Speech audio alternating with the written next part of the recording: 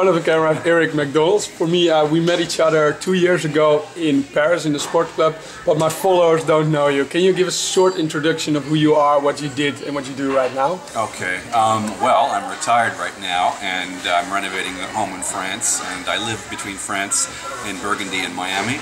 I used to be a president of SAP in Southeast Asia and SAP Education globally. So SAP is a large software company, and I worked with them for about 13 years. So you did quite a good job.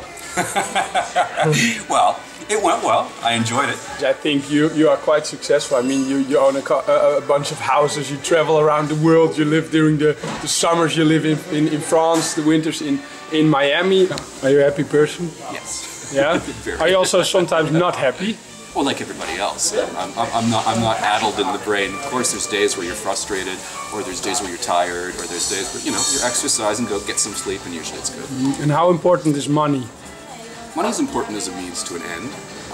I don't think money in and of itself is important. So the collection of coin or bills is really not that important. But in order to live a certain lifestyle and in order to have a certain freedom, of course, it has a financial price tag attached. Mm-hmm. What about you made you successful in business?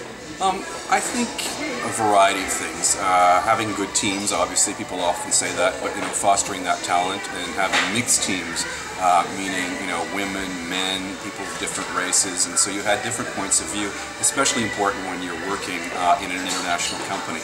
As well, being quick in terms of if a customer contacted you, you didn't wait, you really contacted them back within the hour, and that sort of speed in software is very important.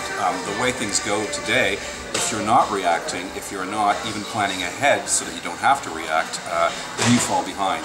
So the culture where I worked was very much client-centric, and we did a great job at it. And your personal skills, like about Eric Macdonald himself, not about the team? I think having a sense of humor. Yeah. About, it's a corporate world and some people have no sense of humor, but if you have a sense of humor and you can make things fun, it's a completely different ballgame. That means that if you like going to work and you can laugh about it and not everything's a tragedy and not everything's an emergency, then in that case you enjoy what you do. Was that your way to connect with people? Absolutely. Humor? Yeah? Using humor, I think, to disarm them and to put them at ease and to make them feel that it was a positive experience versus just business. Here in big organization, it's elbow work. You have to manipulate, play tricks to climb up. Or I think playing tricks doesn't work. No. I think it really, the more genuine you are, and obviously you've got to be good at your job, but the more genuine you are, I think the better things go for you. Honesty and integrity are massively important, especially when people want to put you in a position of trust. So if you've got two candidates equally as intelligent, but you feel that one may be a little bit slippery while the other one, what you see is what you get, you will probably pick the one where what you see is what you get. So their integrity is very important. Vulnerability plays a role when you've got to be honest with the client. So if you're working with somebody and you say, look, you may not need this.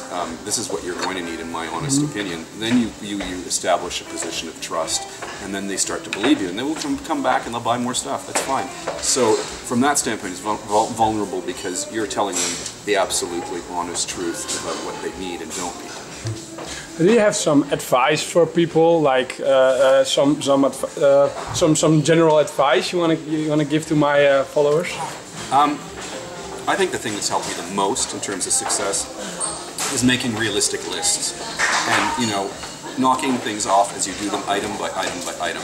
If you don't write down something with your goals associated, you're never going to have that in the back of your mind. By writing them down, even if you're not accomplishing that goal today, it's always working in the back of your mind saying, is the action that I'm having today going to impact on my end goal, even at a subconscious level? I can tell you every goal I've written down, I've reached. What would you have done differently in your life when you look back? Is there something? No? No? I can't think of anything. Thanks a lot, Eric. Have a nice day. Good trip back to France. Thank you, Val.